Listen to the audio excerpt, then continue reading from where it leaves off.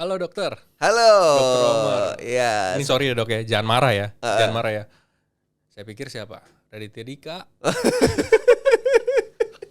udah mau ketawain nih bawahnya. pelawak dong. Pelawak iya. Sehat dok? Sehat, Sehat ya. alhamdulillah sehat. Oke, alhamdulillah sehat. Itu yang terpenting sih ya. Iya, Sehat dulu yang untuk penting mewartakan sehat. kesehatan. Iya, Oke dok, tulang belakang bergeser. iya, Ya, katanya itu ada spondylolistesis, lolistesis, susah tuh, belibet terus kalau ngomong. iya.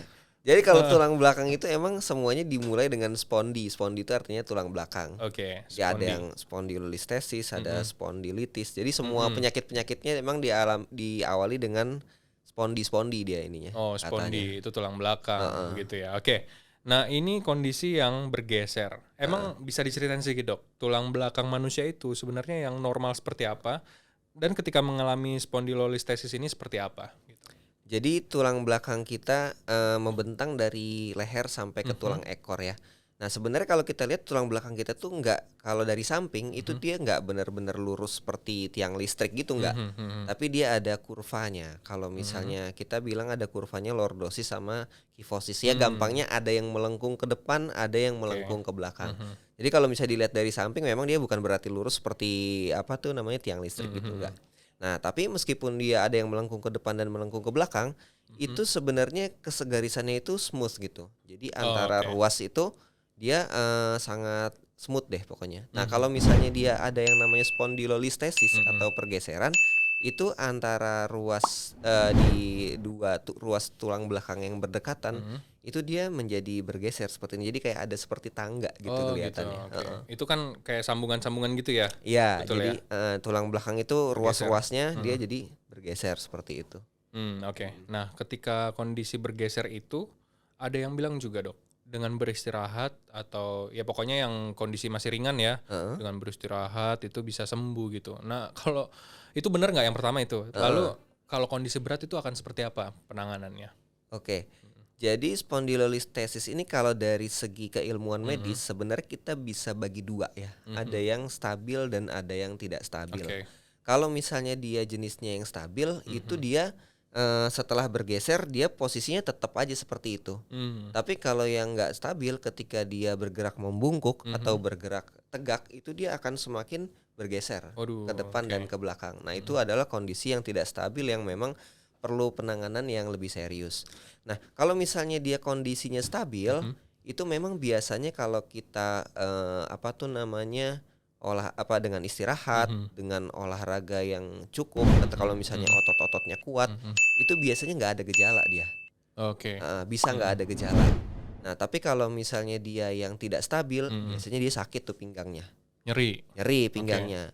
Nah, pada kondisi yang lebih berat itu karena pergeserannya itu Mhm. akar sarafnya bisa jadi terjepit atau Mmm. Mhm. tertekan. Mhm. Nah, kalau Mhm. akar sarafnya tertekan itu, nah dia baru akan apa tuh namanya menimbulkan nyeri sampai ke kaki biasanya. Karena tulang belakang yang Mmm. bergeser ini paling sering terjadi di punggung bawah. Jadi Oke. kalau misalnya ada akar saraf yang Mhm. tertekan, Mhm. maka dia akan nyerinya sampai ke Sampai ke kaki. kaki. Heeh, biasanya sampai ke betis Mhm. atau sampai ke punggung kaki atau sampai ke telapak Itu kaki. rasa nyerinya itu lebih ke mana tuh? Kebas kah? Atau sakit gitu kayak kan Ya, asam urat juga sakit, Dok. ya. Iya kan? Jadi rasa nyerinya bisa Mhm. seperti kayak kayak ada kebas kesemutan, Mhm. Mhm. ada. Mhm. Terus kemudian kadang-kadang ada rasa berat, Oke. atau Mhm. rasa seperti kram di ininya, Mmm. di Mhm. kakinya seperti itu sih. Sensasi terbakar juga? Atau Sensasi gimana? terbakar pada Beberapa beberapa kasus bisa juga bisa juga seperti itu. ya? Karena memang gejala jepitan saraf ini bisa bermacam-macam dan tiap orang dia Mhm. timbulnya berbeda-beda.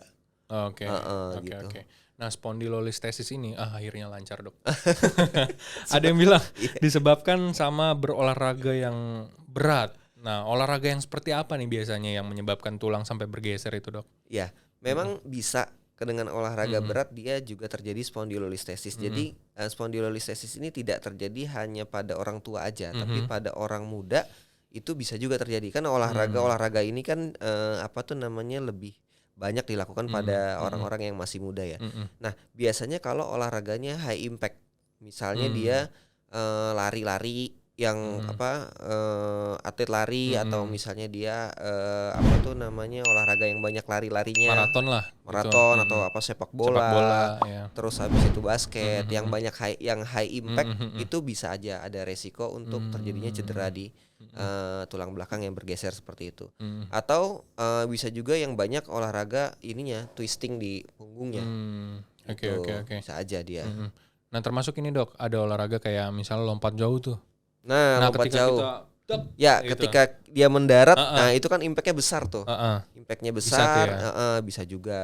Atau bisa juga kita beberapa kali menemukan pemain seperti pemain tenis atau badminton, itu juga bisa juga tuh. Mungkin ketika dia smash atau ketika ini kan dia kan ada gerakan torsi di punggungnya. Oke. Itu juga bisa. Itu juga bisa menyebabkan itu. Itu juga bisa menyebabkan itu. Oke. Nah ada nggak ciri khas atau gejala khas ya yang mungkin pasien bisa merasakan, oh ini kayaknya mengalami itu tulang bergeser gitu kan? Karena kan nyeri tulang belakang itu banyak banget. Nah banyak yang banget. Khasnya ada nggak dok?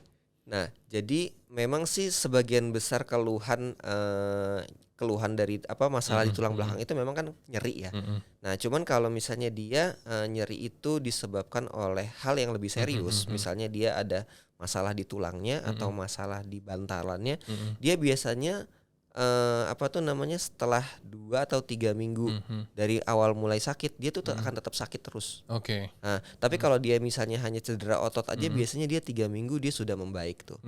Nah jadi kalau dia nyerinya kronik, kita bilang ya lebih lama di atas 3 minggu, nah kita harus waspada bahwa itu ada sesuatu yang lebih serius yang terjadi pada tulang belakangnya. Nah memang sih diagnosisnya memang kita harus melakukan ronsen untuk bisa melihat pergeseran tulang belakang. Kalau khas banget, oh ini pasti pergeseran, itu sih nggak ada ya. Cuman memang gejala secara umum itu nyeri punggung bawah, tapi memang biasanya dia akan berkepanjangan.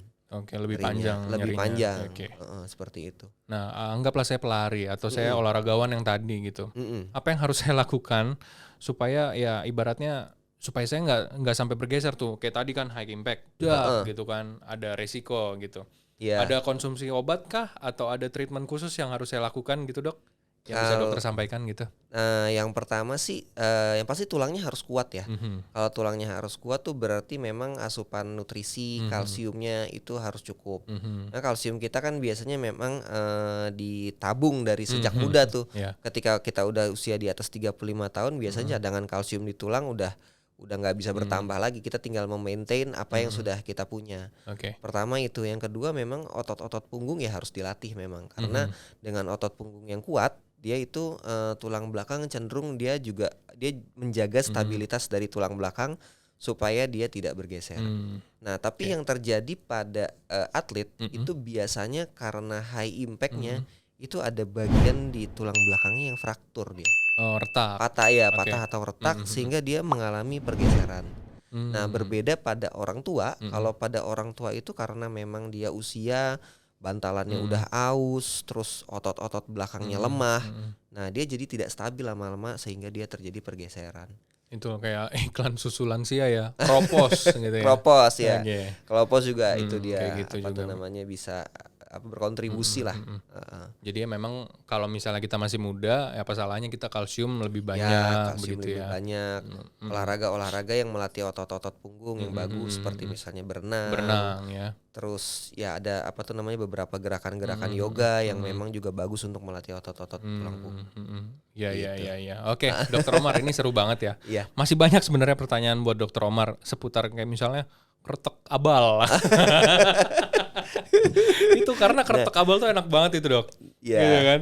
Jadi itu memang itu adalah ini spoiler ya bonus nih. Pertanyaan yang sering banget ditanyain tuh sama pasien-pasien kalau misalnya berkunjung ke kita tuh. Pasti pertanyaannya, dok ini boleh dipijat gak? Atau boleh diurut gak gitu? Atau boleh dikeretek-keretek gak gitu kan? Sebenarnya tuh pijat sama keretek-keretek ini fungsinya apa sih gitu kan? Jadi kalau misalnya dia cederanya ringan, dia hanya cedera otot, tapi cedera ototnya bukan yang cedera robekan otot atau robekan ligamen tapi masalah di otot yang karena kelelahan aja. Jadi dia biasanya tuh udah aktivitas harian, terus habis itu malamnya atau besoknya badan pegel-pegel. Nah itu kalau misalnya mau dipijat, itu sebenarnya nggak apa-apa. Tapi pijatnya juga sama orang yang terlatih. Jangan kalau sama dukun patah itu pijatnya keras banget itu. Sama pacar dok. Itu paling enak. Itu paling. Kalau keretek-keretek itu sebenarnya dia memang fungsinya apa tuh namanya? Jadi ruas-ruas tulang belakang kita itu kesegarisannya jadi lebih teratur lah. Nah kalau misalnya kita nggak punya cedera yang serius dan dilakukan sama orang yang terlatih, itu sih keretek-keretek itu memang memberikan efek enak ya. Tapi kalau misalnya memang kita punya cedera yang serius, itu sih berbahaya malah. Takutnya nanti dia malah apa tuh namanya menyebabkan cedera yang lebih serius. Jadi yang paling penting tuh kita tahu dulu kondisi kita ini sebenarnya apa sih gitu. Jangan kita main coba-coba untuk apa tuh namanya diurut sendiri atau dikeretak-keretak sendiri, padahal ternyata masalah yang kita punya itu ternyata lebih serius dari yang kita kira. Itu sih. Iya, sendiri aja kita lagi duduk ya dok ya. Terus kita begini kan. Nah itu aja enak kan. Nah itu nggak masalah. Itu nggak masalah. Oke. Yang keretak-keretak itu juga biasanya kan yang melakukan orang yang terlatih ya. Jadi memang juga pasti banyak dari teman-teman yang punya pengalaman ke sana. Habis dikeretak rasanya enak ya. Kalau misalnya memang pegel-pegel habis dikeretak pasti enak dia. Seger. Pasti enak rasanya, wah lega gitu kan. Iya. Pernah dok? Belum pernah tapi. Belum pernah. Oke. Pernah tapi. Ya. Siap ya. Intinya Dokter Omar di Rumah Sakit Premier Bintaro siaplah ketika ada pasien yang mengeluhkan mengenai tulang saya sakit gitu. Ternyata memang didiagnosa tulangnya bergeser gitu ya. Memang salah satu kondisi yang cukup umum kita temukan. Cukup umum. Di poliklinik ya. Jadi tenang sahabat Premier, ada Dokter Omar di sini ya. Oke dok. Kayaknya dokter sibuk banget hari ini. Aduh enggak deh, gitu ya? aja kok kita. Oke, kita masih 2 jam lagi dok. Masih 2 jam lagi. Siap. Oke dok, kita kapan-kapan undang lagi Dokter Omar di sini, kita berbicara mengenai tulang belakang lebih jauh lagi. Oke, siap. Oke.